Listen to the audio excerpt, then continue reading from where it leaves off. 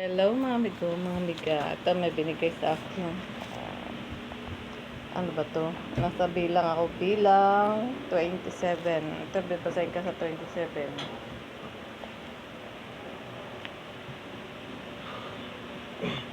Ang kahilingan ng mga anak ni Selofedad.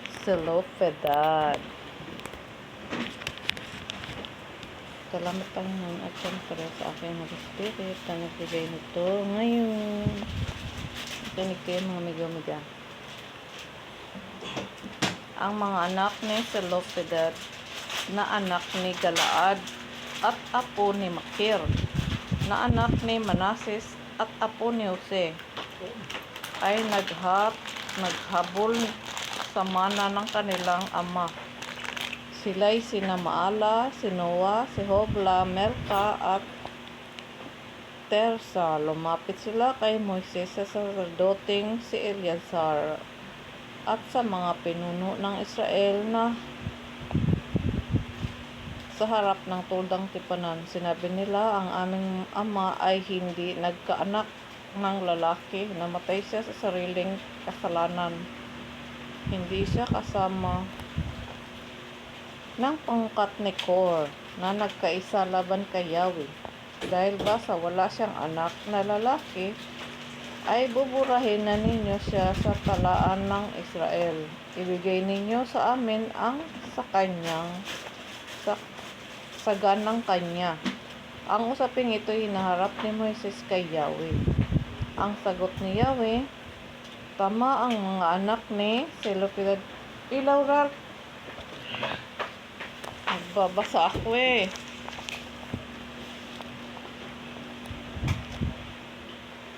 Tama ang mga anak ni Selofedad dapat magkaroon ng kaparte ang kanilang ama.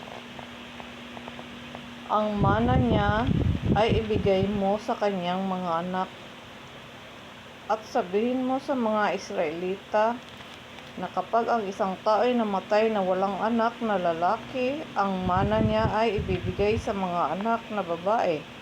Kung wala ring anak na babae, ang kaparte niya ay ibibigay sa kanyang mga kapatid. Kung wala siyang kapatid na lalaki, ay ibibigay sa kanyang amain.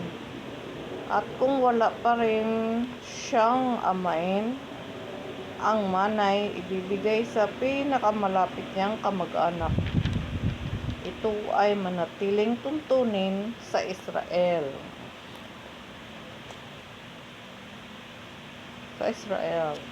Babasahin ko lahat ha. Ang paghirang kay Josue bilang kahalili ni Moises. Makikita din to sa Deuteronomy. Sinabi ni Yahweh kay Moises, umakyat ka sa bundok ng Abarim at malasin mo ang lupaing ibibigay ko sa mga Israelita. Pagkatapos, mamamatay ka na. Mapipiling ka na sa iyong mga magulang tulad ng nangyari kay Aaron. Sumuway ka rin sa akin sa ilang ng Zen. Nang maghimagsik sa akin ang mga Israelita, hindi mo ako binigyan ng dangal noon sa harapan ng bayan sa may bukal ng Meribah sa Kadesh.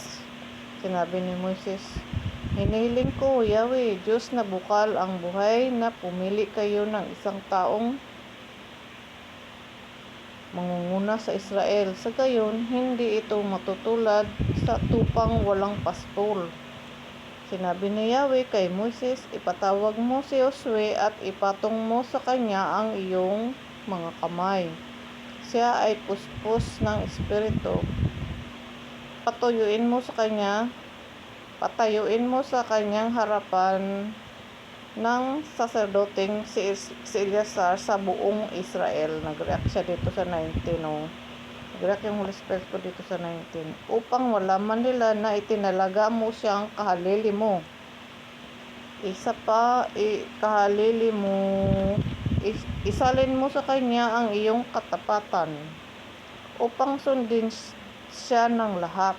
Kay Eleazar niya malalaman sa pamamagitan ng Urim kung ano ang aking kalooban kung ano ang aking kalooban, kung ano ang sabihin ni Eleazar ay susundin ng buong kapulungan. Sinunod ni Moises ang lahat ng sinasabi ni Yahweh. Ipinatawag nga niya si Josue, pinatayo sa harapan ni Eleazar. Nag-react siya dito at ng buong bayan. Pagkatapos, ipinatong niya rito ang kanyang mga kamay at itinalagang kahalili niya. Kahalili niya. Ang kahalili pala ni Moises ay si Josue. At dito nag-react din siya dito sa dito sa number 8. Dito siya tumuntong sa anak. Sa anak. Sabihin mo sa mga Israelita na kapag ang isang tao'y namatay na walang anak na lalaki, anak doon sa lalaki, anak na lalaki, mana niya ay ibibigay sa mga anak na babae. Di pala pwede magmana ang mga babae daw, mga lalaki. At ito pa naman, ang kautusan kamag-anak, ito ay manatiling tuntunin sa Israel. Tuntunin to sa atin, Israel. Ito yung mga pamana na ginawa ng Panginoon para sa kanila noon. Sa mga anak, kung sino yung mga malapit na kamag-anak, ganun. Sa mga, pag walang anak na lalaki, doon sa mga babae. Pag wala naman, mag-usap-usap kung sino yung pwedeng saan ipamana. Tapos ito nga, katulad ni Moises, kasi mamamatay na si Moises, ipapalipat na yung kapangyarihan ni Moises kay Josue. Kaya pala dinadala niya ako kay Josue. Kasi si Josue na naman ang mamumuno mula kay Moises. Si Josue naman ang mamumuno. Kaya talaga may pattern ng mga binibigay sa akin ng aking Holy Spirit. Dahil pinapaalam sa atin yung mga pangyayari noon. Kung ano yung mga sunod-sunod na mga pangyayari. Kaya, ito, binabasa ko para sa inyo din, sa akin at sa inyo din. Yung mga expert na dito sa Bible, alam nila ang mga nakasulat sa kasaysayan. Kaya dito, ito nag-ano lang ako kasi hindi naman mahirap gawa ng aking sariling kagustuhan. Kaya sinusunod ko yung Holy Spirit ko na saan niya ako tuturo, doon ako magano. Doon ako magbabasa. Malinaw ba yun? Ayan. Salamat Panginoon at syempre sa aking Holy Spirit. At ito yung kautusan ng Panginoon sa kanila noon. At ito yung pinapaalam para sa atin. Kung alam nyo na ito, ay di alam nyo na. Yung hindi pa nakakalam, ngayon lang malalaman ang mga nangyayari noon. At yung mga paano sila magpamana ng kanilang mga lupain. Pag walang anak na lalaki, doon sa anak na babae. Pag wala naman, doon sa kamag-anak nilang nakatuntunin naman dito, nakasulat dito lahat. Kung walang anak na babae, ibibigay sa kanyang mga kapatid. Kung wala siyang kapatid na lalaki, ay ibibigay sa kanyang amain. Kung mayroong amain, ibigay sa kanyang amain. At kung wala pa rin siyang amain, ibibigay sa pinakamalapit niyang kamag-anak. Ganon ang tuntunin nila noon sa tungkol sa mga pamana. At ngayon hindi na uso. Kasi binibenta na yung mga lupain. Pinagbebenta-benta na. Ewan ko ngayon kung ano ang iba-iba na ang mga pamamalakad ngayon.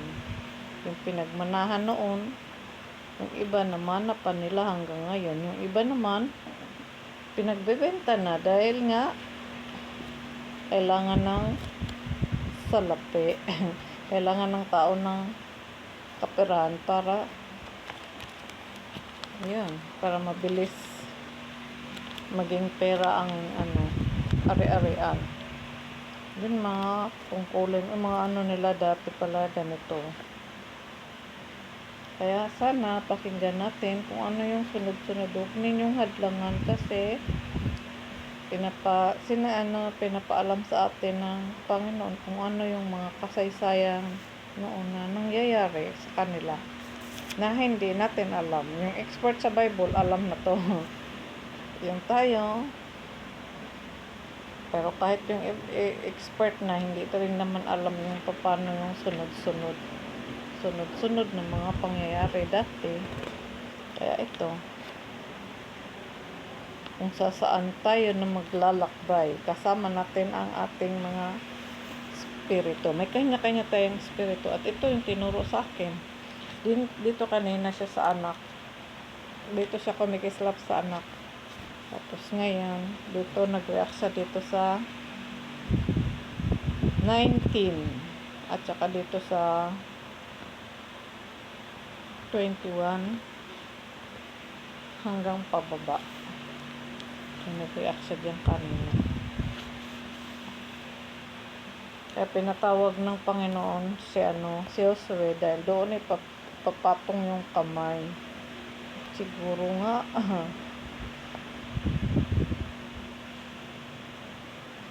sino yung gustong susunod na ng Panginoon, yung maluwag sa kalooban ng Panginoon, sa kanya kasi kailangan dapat tayong sumusunod para alam natin kung yung taong yun ay karapat-dapat. Diba? Yung karapat-dapat ba talaga siya ang susunod na mamumuno? Ay dati konti lang naman sila sa kanilang mga nasasakupan. Ngayon, ang laki-laki ng mundo, kailangan ang Panginoon ang maghahari sa atin. Tayo lay tagapahayag ng salita ng Diyos. Kaya makinig tayo kung gusto niyong makinig, at kung hindi naman, edi huwag kayo makinig. Basta ito binigay sa akin. Binigay sa akin to, kaya nasa sa inyo pa rin kung maniwala kayo o hindi.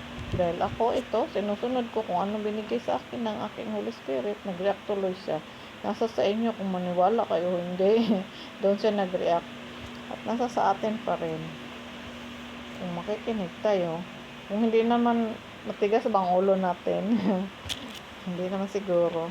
Matigas nga lang.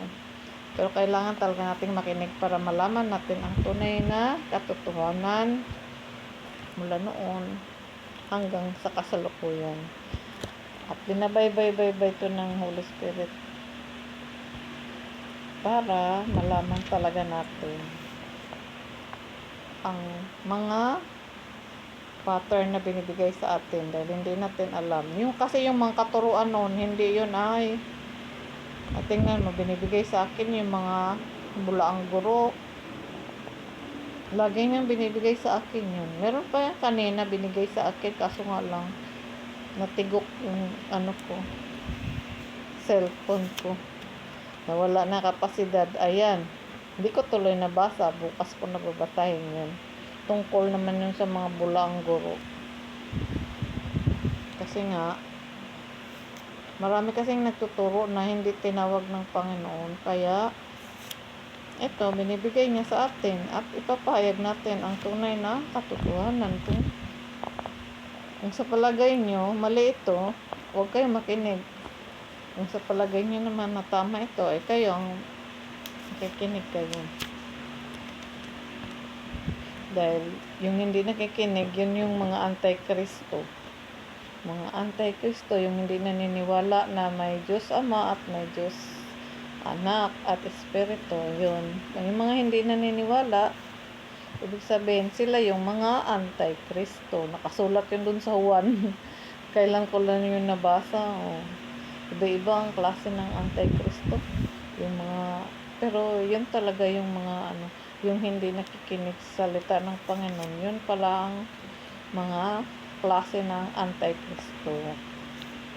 Yung ganon. Tapos yung nandoon naman sa Thessalonica, kung paano dumating yung Panginoon. At nandoon din yung nakasulat doon tungkol sa mga suwail.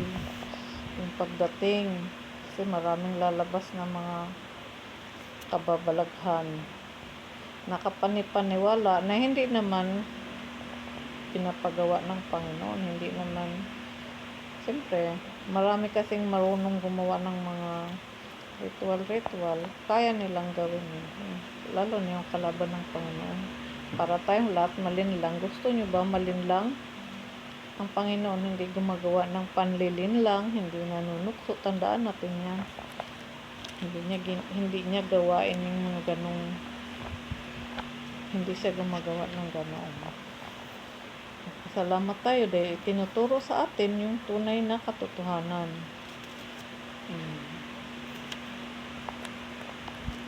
Tunay na tunay. Kung kayo naniniwala, nasa sa inyo pa rin.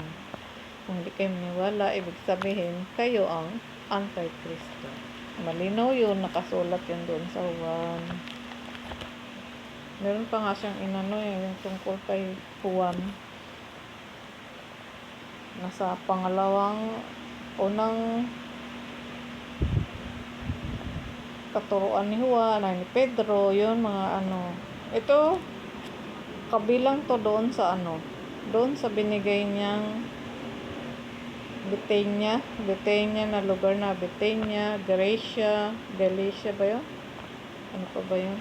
Yung sa Hilaga, sa parte ng Hilaga na napasakop pa to doon, itong mga ito.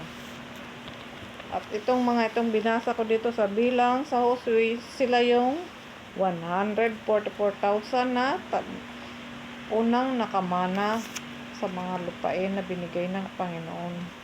Sila yun, binigay yan sa akin. Hindi ko nga naisulat yan pero natandaan ko. Binigay niya sa akin yan. Tapos ngayon nakatanggap na naman ako ng different. Kanina, yan binigay niya sa akin minsan, different. Kasi nga siguro yung mga binasa ko tapos binigyan ko ng mga halimbawa. Yun, nag-ano talaga siya doon. Nagbibigay siya ng mga mensahe. Pagkatapos ko magbasa ng meron siyang sinusunod na mga mensahe. Binibigay sa akin. Tapos naman, pagkakataon naman, nakikita ko rin dito, may mga ganyan ding word dito di pakikinggan ko. Papakinggan ko. Tapos kanina, yung liwanag na L. 1 point, tapos point dito, tapos merong point dito, bali 4 na bilog. Yun, 4 na bilog, pag ganon. 1, 2, 3. Tapos dito, yung isang bilog na naging 4. Pag triangle naman siya, yung triangle na ganon, minsan nandoon sa loob yung isang maliit na bilog. 1, 2, 3. Tapos yung bilog na saan. Lagi niya yung pinapakita sa akin. Tapos nakakita na naman ako dyan ng mga ganong sign. Pag may pinakita sa akin, tapos nakikita ko dyan sa social media, yun ang inaano ko. Tapos kanina, may pinakita pa sa narinig ko kanina, yung binigay sa narinig ko, may nag-click na parang nag-picture, yung click ng photograph. Tapos narinig ko doon sa pinakinggan ko, kahalintulad dito, tapos merong isang ganun na papel, tapos biglang may lumipad na anghel o ibon o anghel, kung ano man yun, kasi tapos nagpicture biglang galing sa isang bintana, tapos yun, nagpicture. Tapos dinig ko may nag-click pang talaga, tapos photograph yung ganun.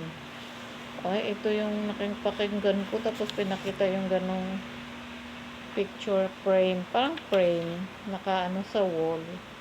3 sila, tapos yung square lang na tapos biglang lumabas yung anghel o ibon. Yun. Kasi may pakpak eh. Kaya yun ang pinakita sa akin. Napakinggan ko doon kanina. Hindi ko natandaan kung ano yung kasi hindi ko natuloy ang pagpakinig. Yun lang patotoo ko. Lahat yung mga pinapakita sa akin, totoo yun.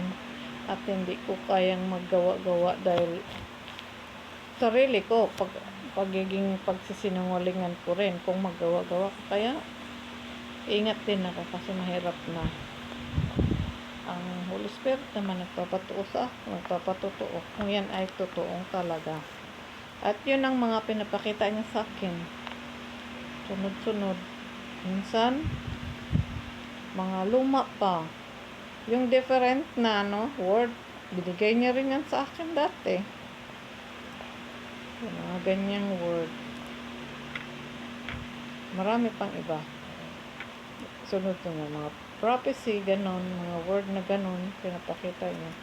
Yung different at saka prophecy, nakasulat din yun kanina. Yung dalawang binigay niya sa akin. Yung dalawang word. Ano kaya yun? Ayun. Tapos nakita ko, nakita ko pag mag-scroll ako, may nakita akong ganong word. Binabasa ko. Pag nag-react sa doon sa mga pinapakinggan ko, minsan walang reaction. Hindi ko na tinutuloy. Yun lang, mga nagumiga. Salamat sa inyo. Salamat Panginoon at syempre sa aking Holy Spirit na nagbigay ng mensaheng ito sa akin araw-araw. At ito binigay sa akin nasa bilang 27. Buong 27 yung binasa ko ngayon. Para hindi tayo mabitin. Kaya basahin na lang natin. Yun ang mga kasaysayang ginawa sa kanila noon. At bawat Moses pala nagsumasangguni. Dapat talaga tayo sumasangguni sa Panginoon para hindi tayo mapahamak. Hindi tayo mapahamak. Ang sumunod kay Moses at Aaron si Josue, diba? Kaya pala kay Josue na naman niya ako dinadala. Josue. Salamat po kung kayo nakikinig, mga migumiga. Salamat uli. God bless everyone. At sana ipanalangin natin lagi na wag nang matuloy yung mga pangyayaring hindi ka nais-nais dahil kawawa naman doon sa lugar nila. Ipanalangin natin yung ibang bansa. Tuwing tayo nananalangin. At syempre, kapayapaan sa ating lahat at sa atin nawa ang Panginoon araw-araw at tayo iligtas niya sa ating mga buhay-buhay. Bawat isa sa atin. Salamat po. Mga guwapo, guwapa, mga cute dyan. Salamat po. Ayun lang.